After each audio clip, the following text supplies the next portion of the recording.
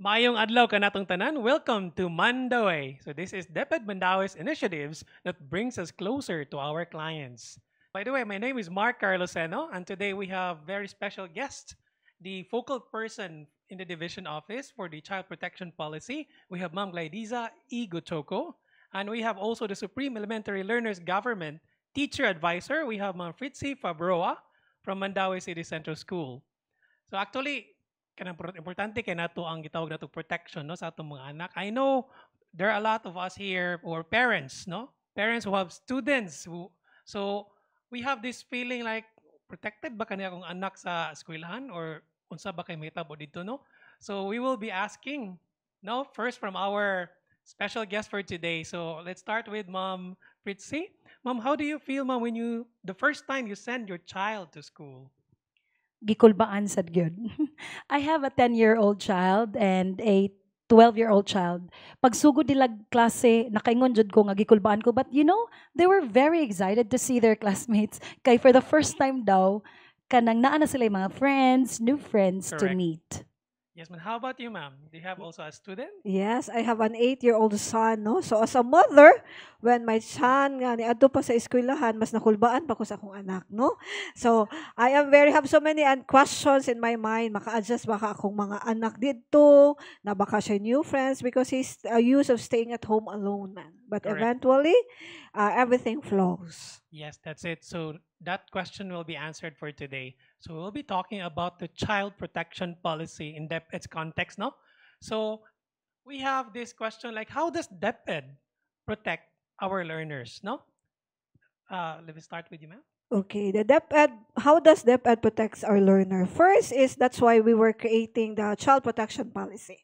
Now, the child protection policy talks about how are we going to protect our children from all types of abuse.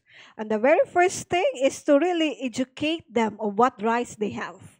Because the moment the child will know their right, they can be protected of any form of abuse. That's That's right. That's child protection. Yes. How about you, ma'am? In school level, Sir Mark, naasad mi gitawag og contextualized child protection policy. And this policy was crafted with the presence of the school student leaders together with our guidance advocate and teachers and of course the school head. We compose the faculty president as well. We compose the child protection committee. And there during the discussion, we express our observations Yes. unsay angay include sa contextualized child protection policy. And this policy is communicated after furnishing all the copies, finalization. We share this one during the General Assembly. Mhm. So in the Yes. General Sa mga Assembly. parents. Yes. And not only that, orientation pa gyud sa mga bata. Kana. Yes. Lagi proseso no og na-cover gid ang tanan ng mga pangutana. What do we mean by the child or learner rights protection? When we talk about learner's child's protection, it means that the child will be free from all types of abuse that's going to happen. So let's be proactive. The CPP is the child protection policy is proactive. We are not protecting the child when there is abuse, but we are protecting the child away from the different types of abuse that can happen to them. So that's child protection. Yes. So that's the implementation of the child protection. So how about you, ma'am? Exactly, because it's very possible, manggod Sir Mark, nga daghan bitog namatay like forms of abuse Yes. and maltreatment, bullying, kaning mga cyberbullying as well, mga online kanang kaning mga stresses that caused maltreatment or maybe kanang harm sa atong mga estudyante. So we are trying our best nga mo protected sila from these possible harm.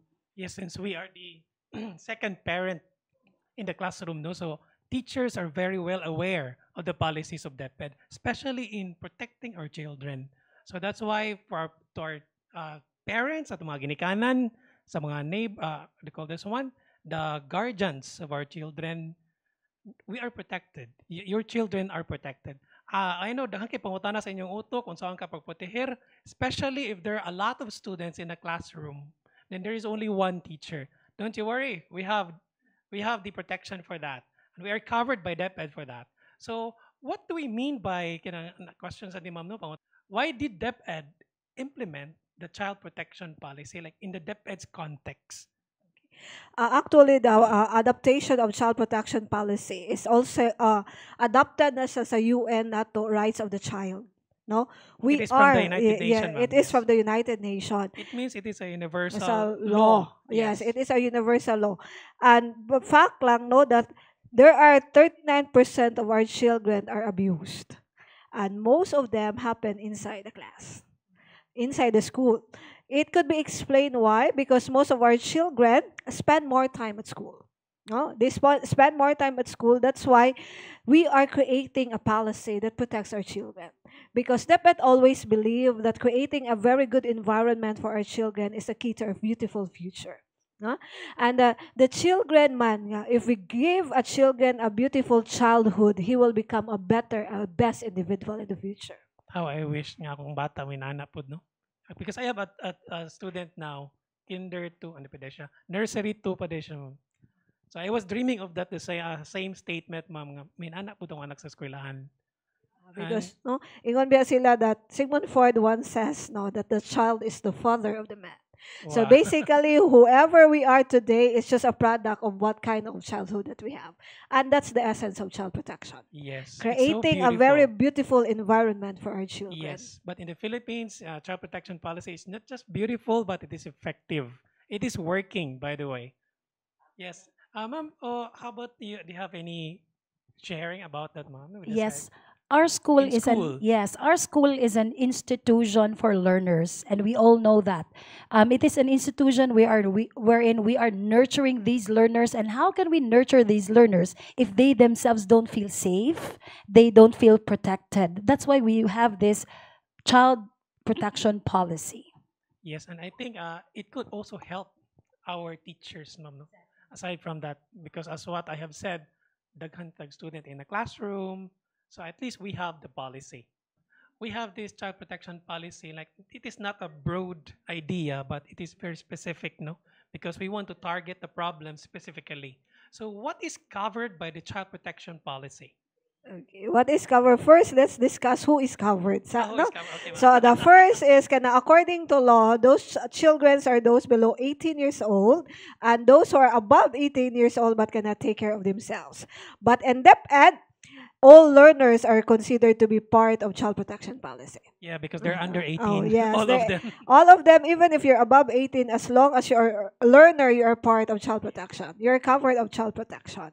So what does it cover? So everything, every types of abuse and exploitation covered gid diha ang child protection. So when we talk about na dihang physical, sexual, economic abuse, and so many more to discuss actually. It will take us another episode if we discuss na to ang tanan. Yes.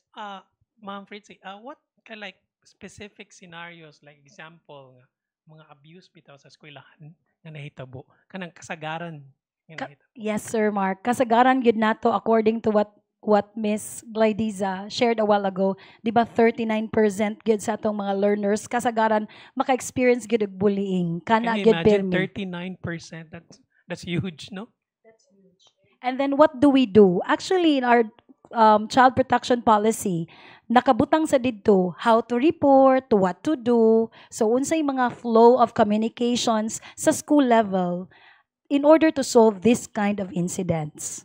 So I may have a question on this question on like the communication or the process of answering the problem. Is it coming from the division? Then it is localized in the school?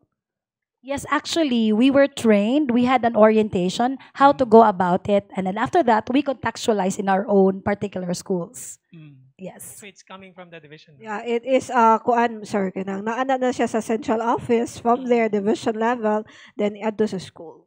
Yes, we have like special teachers who are handling this kind of situation, like assigned to like how do you call this one? Guidance counselors. We have child protection focal. Mostly at the child protection focal, Jude is the school head. Now the second is the guidance counselor. No, so are there any specific teacher they handle? Wala jud siya because we are talking about the focal lang siya sa child protection. So in cases there are cases lang gyud nga need to be handled, so mo na siya mag-talk ang guidance counselor together with the school head and the person involved or it could be the advisor or the parent. Yes, and that is the possible scenario in school. And actually, there are a lot of experiences there are already like cases. But If it I was may add lang, sir, no, naasa tayo gitawag og Child Protection Committee. So mm, in the school na ana sa Child Protection Committee, na ana sa composition represented ang tanan nga sector sa school. yeah, and I believe that includes the PTA.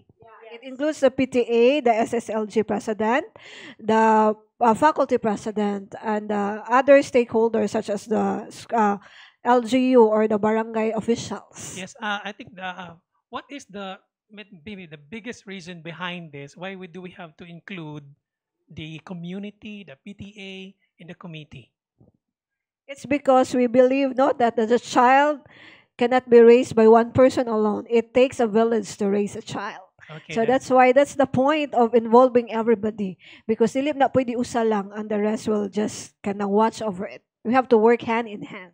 yes, ma'am. Yes, sir. That's very important. Partnership is really a very important cue or very important factor, most especially in school. Like for example, if there are cases like what we have just said a while ago, then we need to coordinate with the parents in case worst comes to worst.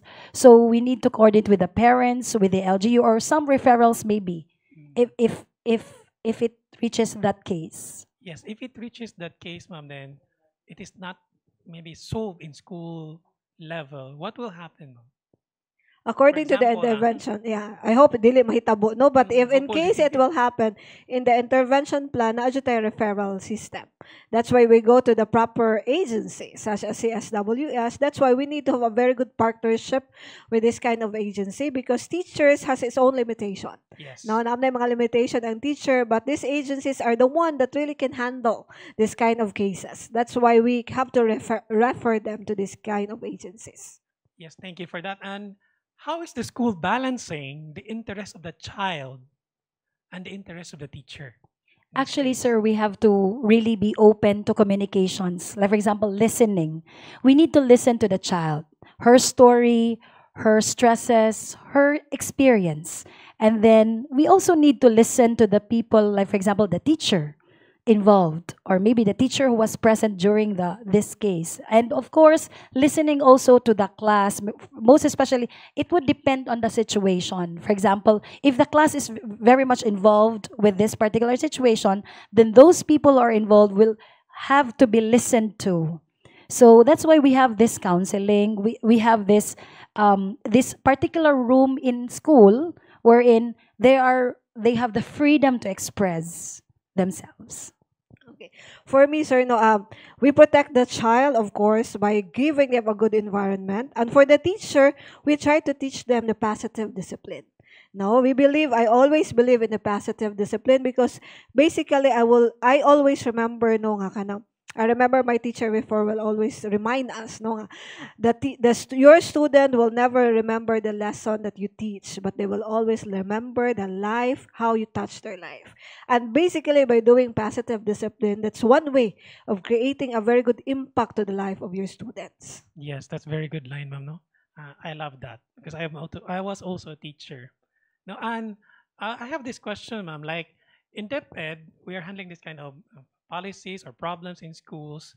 Naa pa yung mga training gihatag sa teacher gikan sa DepEd so that they will be equipped to handle this kind of situations, like training, seminars, orientation, and handling this kind of situation. Yes, sir. In school, we always have this inset. And during inset, we always include this one, child protection policy, and how to go about these kind of situations. Because from time to time, we can never tell when these situations come. And so teachers must be ready, because we are the frontliners. We are the second parents, second mothers and fathers in the classroom. So therefore, we have to take care of everyone. Everyone. Yes, and it was mentioned also, ma'am, that this is also a part probably like in a general assembly, like parents and teachers are there. Now, so they know together, they know the policy together. So we hope also that because ignorance of the law excuses no one man, no? So kitang tanan makaibaw sa balaod. By the way, din kinigikan ang child protection policy, ma'am. Saan siya nga balaod? It's DepEd Order, no? For DepEd, it's DepEd Order 40, series of 2012, no? Yes. So kung diin siya gi-anchor sa mga itong yung basic rights of the child. The It is the universal law. basic right of the child. Yeah. So in the implementation of this policy, ma'am, what challenges has the school encountered? Let me ask from the teacher. Yeah, from school level. Yes. Sa school level, teachers most especially the newly hired teachers, we really give them, we prepare them, we give them guide. Like for example, the master teachers are really trying their best to assist them in a way wherein they would be able to be guided on what to do, how to do, most especially with the orientation really to the teachers. And um aside from that, we have programs and projects in school. So one of these programs is the peer counseling, peer Good to know facilitators. about that, no? Natin Yes, we Ana, no? have that. And then we are actually tapping our school student leaders so that they would be able to help also, because I feel nga murag maka-open up gid sila kung ang kauban nila nga mga bata mo'y ilang kaistorya. Yes. Sometimes there are cases like that, and we experience that. We also have the BKD program, no? So Barkada kontra Droga. So we have these learners bitaw nga kanang we ask them to stay in our haven, in our classroom. We really have a specific classroom for them. All they needed to do was to just to express themselves, kay dili lagi ganahan musud sa klase, kay gibully. Yes, Kinahanglan actually, bitaw nga ma'am. cases. So we, the student leaders, with me, we really cater to these kind of learners. And after that, we refer them to the guidance office, kay especially kana bitong ilang mga drawing, mga artistic outputs nga they will reflect on what they feel, how they feel about their parents, how they feel about their classmates, their teachers. Nagyoy mga cases ingon ana, sir. And in fact, we were able to save these learners. We have cases like that. Yes, thank you Mhm. kayo sa mga teachers, no? So again, they're not just the second parents, no? It goes beyond that. It goes beyond the job. So imagine you're handling a lot of students in a classroom, with different types of personalities. So but anyway, our teachers effectively handle that situation. And we have the child protection policy as well. So unsa man jud dapat masabtan sa atong mga ginikanan when it comes to child protection policy? Okay, I will answer two key points. First, para nako duha gyud na siya. First is disciplining of the child doesn't just rely on, or the protection of the child doesn't rely on that teacher alone. So ang protection would also come from the family and the support, of course, of the parent. Second is, child protection doesn't mean nga dili na pwede disiplinahon inyong anak sa mga maestra. No? That's basically their concept man. Ay, child protection, dili na pwede. The teacher has still the right to discipline the student. Only when it's excessive na, diha na, musubot, no?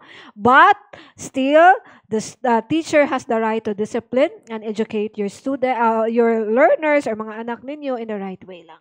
Okay? That I think that will be the two most important for me. Nga dapat Yes. masabtan sa ginikanan unsa ang child protection. So hopefully, but it does not end there like that, no? But if you want to know more, our government is open, our websites. You can check it in our government website. What is the child protection policy? But that is the easiest way to understand what is child protection policy. Thank you for giving us that, ma'am. Let's have a game, Ma'am Fritzy and Ma'am Gladiza. So we'll be showing you some jumbled words, letters, no? Then you have to guess what word is this. So we have the first jumbled letters. Victim. Victim. Yeah, Yes. that's right. Victim. Abuse. Paspas kesa na, no? Child protection. In line na sila mga dugo. Tungkol sa ilang experiences at trabaho. Dili na ko kabaw niya. Mm. General?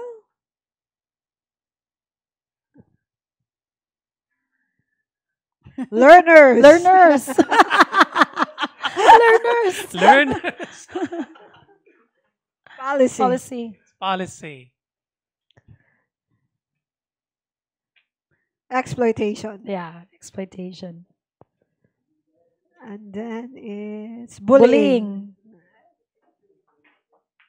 Okay, thank you so much, Ma'am Fritzy and Ma'am Gladiza.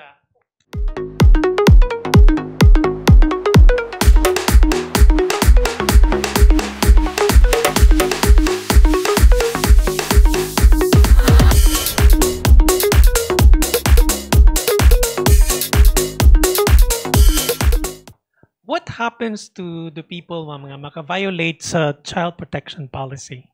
Okay, child protection policy is a criminal act. No? It is a criminal act. So basically, depende na siya on some type of abuse. But mostly, if we talk about sexual abuse, imprisonment na siya because it's a criminal act. No? When you go to school, of course, there's a process. No, it will be a process. There will be investigation, and still it will go to the court, sad for a hearing, and it's considered a criminal act. It's a serious criminal act. Yes. In fact, ang child abuse is not settled in a barangay. Diretso yun na siya sa court, diretso yun na siya sa police. So kung unsay mahitabo, of course, you will be in prison, in short. Okay. So what happens to the learners na victims of these abuses? Depende sa type of abuse. But if we will talk about a grave abuse, no, a grave abuse nga maana tag sexual, the victim will be referred to DSWD or the appropriate agency. Yes. Because as what I mentioned earlier, these are the people who are really capable of taking care of this kind of children, no? The DSWD. Yes, DSWD, because there will be treatment, there will be psychological therapy, there will be the types of therapy that they need, which I believe the school and the education system cannot really provide for it. Now, the question will be, unsa may role sa education? Yes. No, diha man ta mangutan na permi. The rule of education is really to continue, no? Mao na i-continue lang gyud nato ang pag-educate sa child. Because it doesn't mean that the child is abused, must stop na sa iyang right to education. Correct. No? So, na diha ang coordination sa teacher, sa iyang teacher advisor, sa school head, sa parents, on how we are going to let him or her continue the education in spite the circumstances nga naabot sa iyang kinabuhi. Yeah, that's right. So what happens to these children who are victims of kanang gitawag na to no og bullying? No, So, how about the bullies? Victims and the bullies. Sa mga bullies, we listen also to them. We listen to their story, and at the same time, we listen also to the story of the victims. And then, after listening to them, kung dili gud ma-patch up ang kaning mga bata, especially na may usahay no nga ilang conflict, bata lang gid nga kanang kuan, binata lang gid nga misunderstanding, no? And then after that, ug dili gud gali ma-settle, of course, we call their parents, we inform their parents what's going on. Kay especially ang atong mga ginikanan, kinahanglan supportive gid pod sa ilang mga anak. Kay naay tendencies, basin mo na reason nga dili na sila mo eskwela. Yeah, they will lack interest in kuan no sa pagskwela. Yes, ma'am. Since we are now in the internet, ma'am, no, we have this what we call the cyberbullying. Yes. Like, do you have any scenarios or cases in school nga ang bata na cyberbully? Exactly. Naami cases in Ana, sir. And in fact, we called them, and then nag-closed door meeting, conference with the parents. And after that, gipangutanan na mo ang parents ug unsa on their end kay sa school naman mi solutions to that particular incident. Sa parents sad gipangutana pud namo unsay ilang mahimo as parents because they are our partners para mo ma-save ang victim, of course, para kay hadlok naman mo eskwela or di Correct. naman ganahan mo Ano yung eskwela. rason na masig absent ang bata, no? So luoy pod. Mm. So actually amo silang gipaminaw tanan, and then after that, praise the Lord na sulbad ra gyud. And praise the Lord pod nga ang mga bata nga involved kaning mga bullies o katong gibully, they also accepted the sorry. And from time to time, not only that, after the incident, after the closed door meeting, we still continue the monitoring, kumusta sila, how are they performing in class. Yes. Okay. Yes, I would like to add sa Sir Yes, Mark, no, na ang child protection when it comes to bullying, natay gitawag dito ang functionality na niya sa Child Protection Committee. That what I mentioned earlier. So mao na siya nga if there is a case of bullying, it will be fact-finding, no, together with the Child Protection Committee. Then after dito na i-decide, no, what are we going to do. But mostly both the bullies and the child being bullied are i-go through yun na siya sa counseling. No. Counseling. We always believe on the counseling and other treatment siguro nga necessary because we always believe in the innocence of the child. No, nga ang bata man good, innocent gyud na siya. Ningon bitaw si John Locke, no, that the child by nature is good. It just so Yeah, that's happens nga right. circumstances goes along the way. That's why na yun ana sila. Yes. Mhm. Since we are talking about bullying, no? So what do we really mean by child abuse? Okay. When we talk about child abuse, it means an adult or a child harming another children. Which is, ang harm nga gibuhat, it could be kausa or repeated siya. So it is an abuse, it is a harm nga nakaharm siya. So mo na siyang, pwede siya physical, Mm. pwede siya emotional, pwede siya sexual, pwede siya economic. There are many, many types of abuse nga atong i-discuss, no? So as long as it harms the welfare of the child, it's considered as an An abuse. abuse, yes. How about this, what we call, ma'am, child exploitation? When we talk about child exploitation, it is part of an abuse. No, a child innocent is being exploited. So for example, I will just cite an example. Ang usa ka bata imong ginapatrabaho tibuok adlaw nya gisulduan lang nimo siya 100 pesos. Mm. That's exploitation. Exploitation. No, imong gi-exploit ang iyang kainosente kay wala man siya kay baw. Or imo ba siyang gipatrabaho ni imo na siyang gipakaon. Igo na nimo siya gipakaon, gipasnacks niya okay na dayon. That's exploitation. No, so when we talk about exploitation, it means the innocence of a child imong gi-take advantage. Correct. No. So that's right, no? So the innocence of the child is being taken advantage, no, by other people. Not only like children taking advantage of their classmates, but adults. Yes. Okay. So since we celebrate the Children's Month every November, ma'am, so do you have any activities? What are the activities that we celebrate for our learners? Sige, we have the kick-off, no? First, we will start with the kick-off. And we have this kanang Tigi sa Duwang Bisaya. It is a activity, one-day activity for the children where they can really go back to their nature nga kato bitong duwa-duwa na to sa Yes. una nga wala nila na enjoy. We'll let them experience it once again. Then we have also the folk dance contest for the children. These are the initiatives of DepEd Mandaue? Yeah, in partnership with the LGU. LGUs. And we have the last, and that is a very important, is the Children's Congress, where our student leader, together with the community leader, they're invited, no, to join. It is very important, one of the most significant event, no, kay ato siya na permi held sa hotel, where the children really can really feel nga, I am really part, I have really empowered. Good. Yes. We participate, sir, sa Children's Congress. And actually, mo na something nga look forward yun nila. Kaya ato yun sa special place. And they feel so special. And after that, sa school, we also have contests. Like for example, literary contests sa mga bata. Yes. Yes, children's literature, mga poems, no? Kani, and then, nasad mi mga duwa sa skulahan. No? Kaning mga, like for example, kaning mga Philippine games, no, kaning Local games, mga oh, tigi. Pico sad minana, no. So aside from that, we also inculcate the children's rights. Sige gyud na ang children's rights. In fact, we integrate it sa among klase. Most specifically sa araling panlipunan because it's also part of the curriculum. So aside from kana siya magkuan ba ron sila kaning naay dramatization based on their experience ha. So, based sa ilang naobserbahan sa ilang klase, sa ilang environment.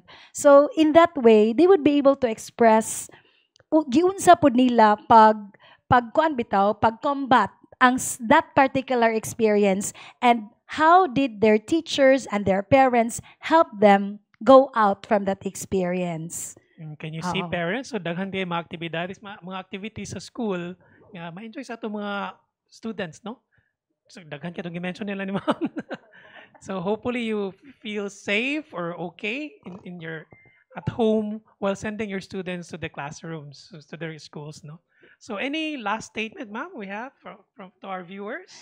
All right. I would like to share this one nga discipline is not only the responsibility of the teacher, the principal, or whoever the guidance designate, but it's also the responsibility of the parents. But how we do discipline is another thing. So that's why we always practice positive discipline because it's the only way that we can communicate to the children in a positive way.